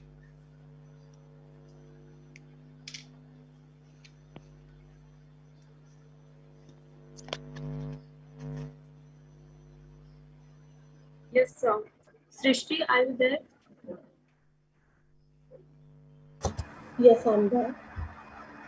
Am I audible? Yes, yes, go ahead. Okay. So, hello, sir. How are you? I'm all right. Please go ahead. Okay, so, I would just like to take a moment to thank you for attending the session, for enlightening us. It's just a pleasure having you. So, before starting our conversation... Let's see, question answer discussion is very important. Then we'll thank you. So my first question is, what actually inspired you to work as a scientist in charge or being an environmentalist? You are asking me. Obviously, you have seen my teacher, Professor Babu, is speaking in such a passionate way. And I did my master's from Delhi University when he was course coordinator. And we learned the importance of environment, and which actually makes you to work for environment, because the amount of resource you have taken for the environment, you need to give it back to the environment, and it can only be done through ecological restoration, which Professor Babu has already shown, and we all as a group started working this way. Okay, and sir, what future do you see for an environmentalist?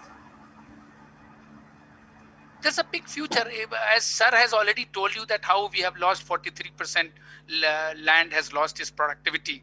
Means you have to bring them back, and there are a lot of potential, in fact. But practical learning is very important, as sir suggested, that you begin with a small group in the society and you start working there while you are a student, and over a period of time you will learn a lot of things, so that at national, international level you can implement those learnings. Yes, sir. So like, as we know, as nowadays people, especially we as a youngster, wanted to be successful in the fields of technologies and all, and want to explore corporate world. So basically main focus is on technologies, which seems like a growing field today. So by comparing both these fields, one being the environmentalist and second working for technology. So according to you, this technology is helping us to grow, or it's just a threat for our environment? I will request Professor Babu to share his views on it. What is her question? Her question is, we all young people are running behind technologies oriented job, big salary, big perk. So how compatibility can be brought between technology and environment? See, there are different aspects. We utilize this technology for understanding at a greater depth and manage the environment much more effectively. Both are needed. She's talking about drones. Yes, drones would help us in mapping very quickly what changes have been brought out by human beings in a given ecosystem. So therefore, we need drone technology. But what we need to do is that how to rectify those changes brought out, how to repair those changes. That requires what you call the scientific research, R&D research, and in the area of environment and ecology. Have you followed? I'll give you an example. I have a drone. The drone will tell you what changes have been brought out as a result of a developmental activity or by human intervention. Now, who would rectify that change? Who would, what you call, repair those damages? Ultimately, you need the scientists and the scientific research to, let me tell you, many of the ecosystem processes are still not known. It's a challenge if anybody wants to know. We know only two ecosystem process and ecological process that regulate the ecosystem function. Regulation of the ecosystem function is critical for the management of the environment. These are all interrelated. So therefore, it is up to you to decide whether you would like to go to drone technology and learn more about drones, or would like to learn more and protect your environment. It is a what do you call, win-win situation, and it's very difficult to say what makes student to go to develop a drone technology and what student will go. Let me tell you, we are all committed here. We have no interest. But if somebody wants what you call make more quick money, people go. But when you come down to as an environmentalist, you may not make a quick money. So there's a big difference. I think you understand a student who was talking raised question. Dr. Fayaz, shall I enter to answer something? Yes, please. Dr. Hussain, yeah. Srishti, you raised one question regarding the technology use and the environmentalist to become. Yes. It's a combination, Srishti, because the environment requires modeling, and that requires equipment and software engineering. Okay, so it is not that nowadays means it is not a traditional thing that we are depending upon. It is the technology also we are depending upon. The entire webinar today is depending on technology. So we are working on it, and you need a model.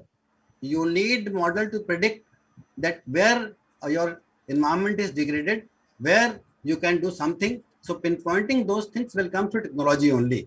So that is because Earth is a huge landmass. You cannot go beyond. So that require a mapping, and you need technology within that. So you can earn more perks and more money if you want to. But yes, there are many courses that it's a combination of environmental engineering or software engineering, and that is used by most of the environmentalists nowadays. Yes, sir. Yes, please. Any more question? Yes, and my last question is, do Yes, you please. think that government is doing enough to give importance to deal with these issues? It's a very different kind of question, Shrishti, when you see government comes for a very short time period. For 5 years, every government comes and they try to show to the society that they have contributed something, which get translated in the terms of roads, buildings, infrastructure development, etc. And when you do all these things, so today there's a river, tomorrow it becomes a road. Today it's a forest, tomorrow it becomes a road or buildings again. Today, it is an agriculture field, tomorrow it's a multi-story building which you see in Noida and other places going on.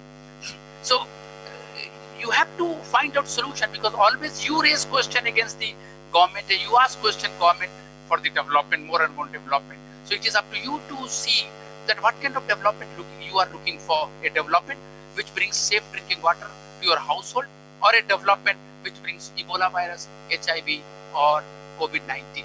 Because sustainable, as Professor Babu already shown, that how development has mined out entire Dolomite areas, and finally this technology restoration brought it back and provided livelihood support. So it is up to you to decide that what kind of development you are looking for, and similar development you can ask to the government that whether you need a salary of 40,000 per month or you need a salary of 2 lakhs per month. But when you grow 50 years of old, you go for chemotherapy and radiotherapy. So I think now session is over, or any other question? Last question, we can take one more question. Yeah, so I think the students have missed looking at my question. I had asked one in the chat. Sir, how can we differentiate between local dominant species of plants and invasive species? Because if we are going to plant saplings near our houses, we need to know what to plant. You are probably, I will request Professor Babu to give some light. All right, I just answered this question. Let me tell you. A dominant species does not bring changes in the ecology of the community.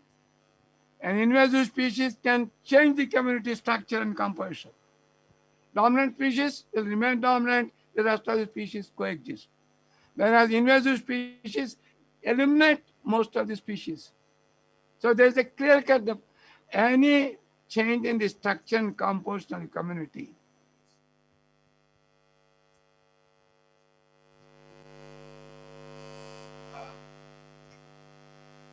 Mohan? Sir, we lost you. If you look at the community structure and composition, many forest ecosystems, you have one species which is most abundant. And the rest of the species are represented by one or two individuals. They're rare species. So that dominant species is not invasive. It's a characteristic feature. And it is that structure that enables that community to survive for changes in the, and adapt to changes in the environment. Is it clear? Take for example, lantana. Lantana is an invasive species. And wherever you put it, it does not allow any native species to come up. And if it invades in a forest ecosystem, it gets eliminated all the underwood species, and you will ultimately find only the top canopy species. It does not allow forest to regenerate. Many of the saplings of the original tree species will not able to grow under lantana canopy. Sir, there is a related question by Professor Ram Kumar from Central University of Bihar. He says... Just let me complete it. Now, whereas the dominant species will not bring these changes in the structure and composition. The dominant species is a characteristic feature of the community. An invasive species is introduced, or some of the local species sometimes may become invasive, provided there's a change in the there's a drastic change in the ecology of the earth. All right, sir. Tell me.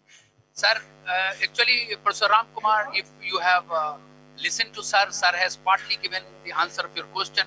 But again, I am going to repeat your question where you said, if we only consider ecosystem functioning, then our functional diversity, then why should we depend on native species only? See, let me tell you, the native species are evolved over millions of years. Right? And these native species sustain the environment of the area. Take for example, Channa spectabilis, changing the entire landscape, resulting in the loss of soil erosion. Is an introduced species. Acacia alculiformis is an introduced species. So therefore, it has been demonstrated that a plantation of exotic species and a plantation comprising what you call native species, there's a big difference in the ecosystem services rendered by both these communities. So I hope this was the last question, and now I will request Dr. Shah Hussain to extend a vote of thanks to our speakers.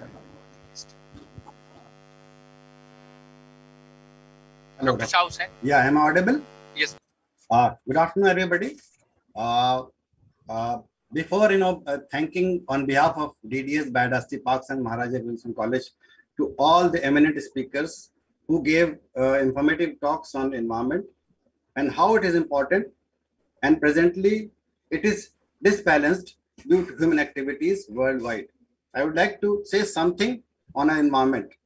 Why we are worried about its change from normal routine functioning to irregular pattern of rainfall at places, rise in normal temperature, and changing air quality composition that is affecting the life on earth, including man who thinks that I have control the entire earth. Why this ecosystem restoration was selected as a theme by the UN to just celebrate this Environment Day as ecosystem restoration. So it is the reimagine, recreate, restore environment through ecosystem restoration. What is aim behind? To reverse the degradation of ecosystem and diversity of life, that is generation of restoration. So this the first time it was designated as on 5th June as World Environment Day, and it was celebrated as Dr. Fayaz has told, only one earth that has life over here. So since then, World Environment Day has been developed as a platform to raise awareness on the problems facing on environment, such as air pollution, illegal wildlife trade, sustainable consumption, sea level rise or increase, and food security, among others. This year, celebration will also mark the launch of UN Decade on Environment Restoration 2021-30. In the next 10 years, UN with the support of countries, partners, and people want to focus on preventing and restoring the loss of natural ecosystem to fight the impacts of climate change. The end of this decade is also the deadline for the Sustainable Development Goals and the timeline that scientists identify to evade the consequences of climate change.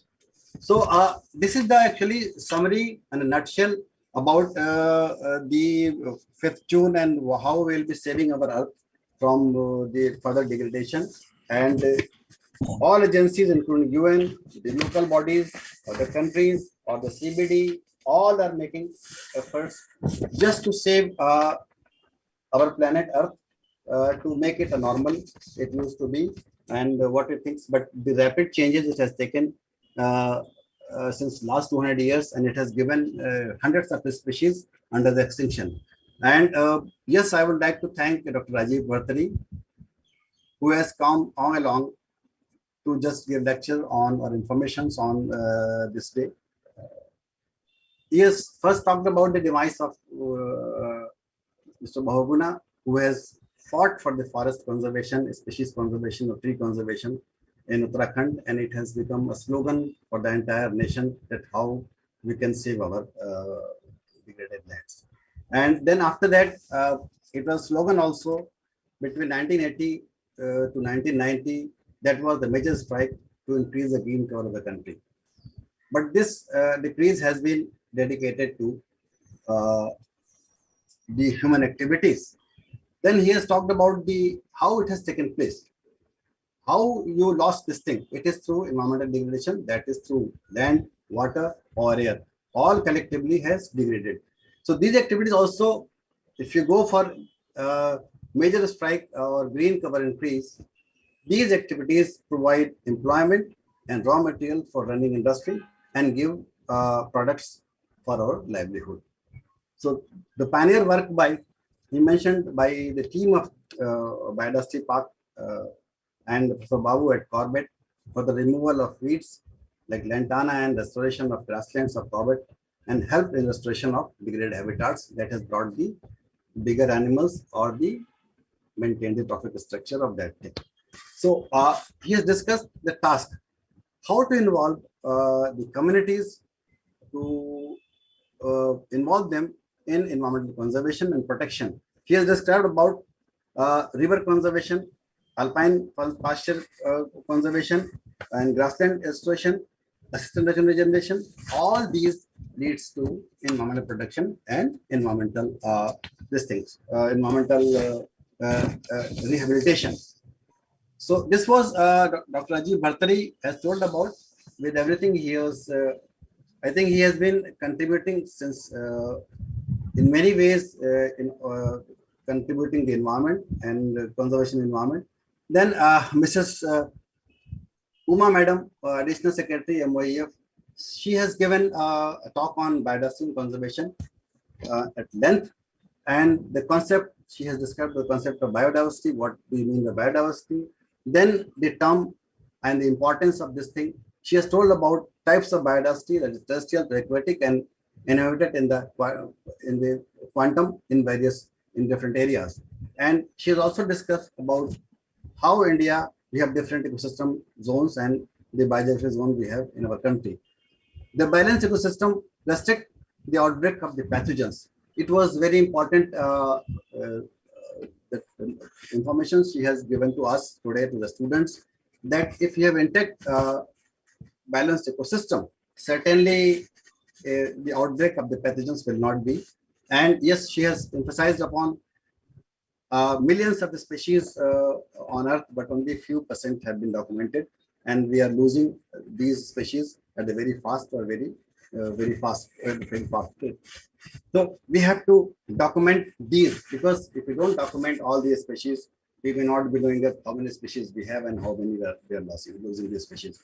And the high species zone help us to adopt changing environment. It was also an information given by her that yes, the high species diversity help us to adopt changing environment. So we have to maintain biodiversity.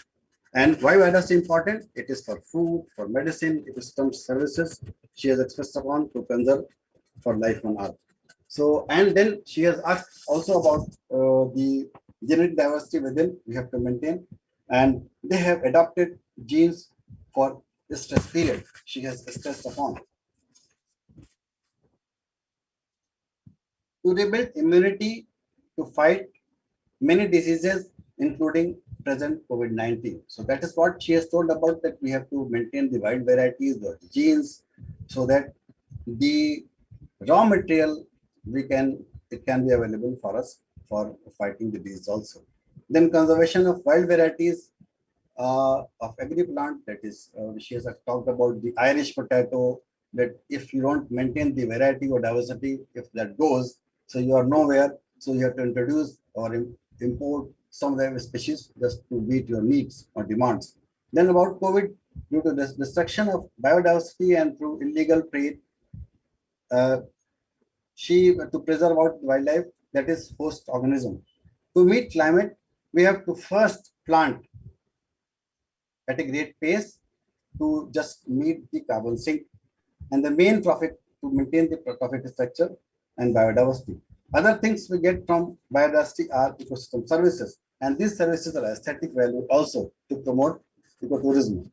We need to maintain balanced ecosystem development and biodiversity. Then biodiversity conservation in India, she has talked about at length. Since long, India is committed to practice to conserve biological diversity in the form of sacred grove, biosphere reserve, community conservation reserve, and the community-based conservation, that is, for example, of Vishnoi or for black bucks. And this is for a large variety of animals and plants. Then aquatic plants, we have hundreds of species in our country, and few of them are endemic also. So many efforts by first intervention of the government of India. She has talked about the Wildlife Protection Biodiversity Act, and to ensure the biodiversity conservation by all means and effort. Then through research also. Then she has talked about the patenting of the many of the drugs, but before that, it has to go through the Biodiversity Act and take a permission to go through for that. So formation of Biodiversity Management Committee, she has talked about regarding the conservation of biodiversity. And it's very important, she has talked about that government initiative they have taken to maintain a biodiversity register so that it can be available for researchers, for anybody and if they are in need of those values of biodiversity. And this has given a very important thing, that it is going to the community level, and the community level means you are just making everything participatory. So to make it a participatory, Shasha, you summarize only the salient points. Why? Don't repeat the entire lecture. Shasha. Okay, sir. Okay, sir. Yes, sir. Are you hearing Yes, sir. me? Yes, sir. Yes, sir. Yes, Yes. sir. You just summarize in 4 or 5 lines, and okay, sir. Otherwise, okay, sir. you are repeating the entire lecture. Okay, sir. Okay, sir. Okay, sir. Anyway, so this was all about, she has talked about the importance of biodiversity, how it can be conserved, and how they are, making life easy. If they are not there, the preventive measures taken by the government that he has narrated. So then after that, it was Professor Babu who has talked about the ecosystem restoration definition and the success stories about how the land or actions taken in different areas has given degraded landscapes into restored life forms, or the trophic structures functioning over there. With example, was giving the Corbett, the Purnapandi in Jharkhand, the Delhi landscape he has described about, and yes, he has given many concepts of definitions of restoration, ecology or ecosystem, and how it is going to be dealt with. And he has talked about to just young generations, so that because they are the future of the country, so young generation should be prepared for that. And he has also talked about how a small area can give a definition that you can understand what is environment around, and what is the value or what is the benefit of the environment of that area. So in a nutshell, I just thank all the participants, all the eminent lectures given by the resource persons, and the participants who have given time just to celebrate this Environment Day. And I would say one word, that it's not only that we are listening lectures, we must go to field, we must go and we must contribute to save our environment. Thank you. Dr. Fayaz. Dr. Fayaz. They left already. Sir, now Preeti Dr. Fayaz, you just give a little bit time for the student group of the college, so that they will also say something.